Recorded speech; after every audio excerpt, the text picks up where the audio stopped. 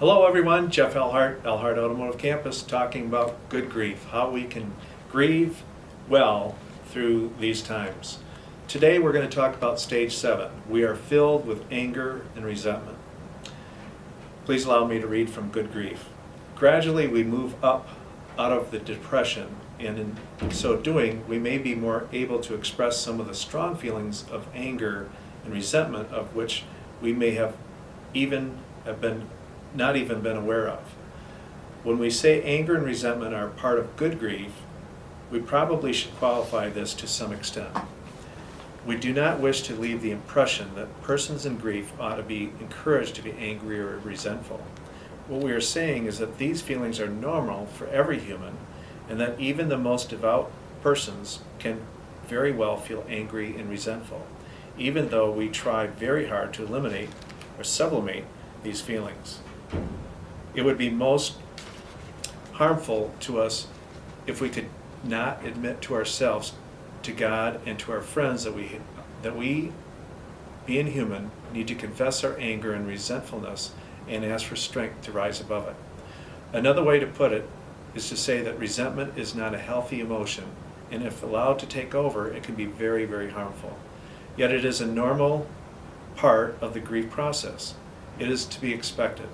It is to be wrestled with, and it can, by the grace of God, be overcome. When we have something precious taken from us, we inevitably go through a stage where we are very critical of everything and everyone who is related to the loss.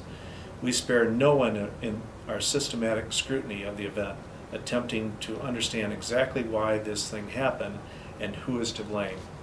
The human is always looking for someone to blame.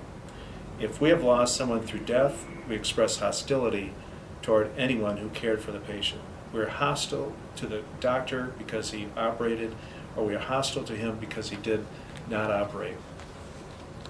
No matter what he did, it was wrong. While we're in this mood, we look at everyone with a jaundiced eye. If we talk to a minister and are encouraged to admit that we really think what we really think, one day we may say, why did God do this to me? Or how can he be a God of love if he treats people like this? This is the stage 7 of dealing with anger. And anger is something that you may have felt during these times because there are forces that we can't control, our state government, our federal government, and perhaps even our own company in terms of making these decisions. And as we forge through our grieving process, remember that anger is normal, and you may experience that during your grieving process during this time. Thank you, and we'll see you next time.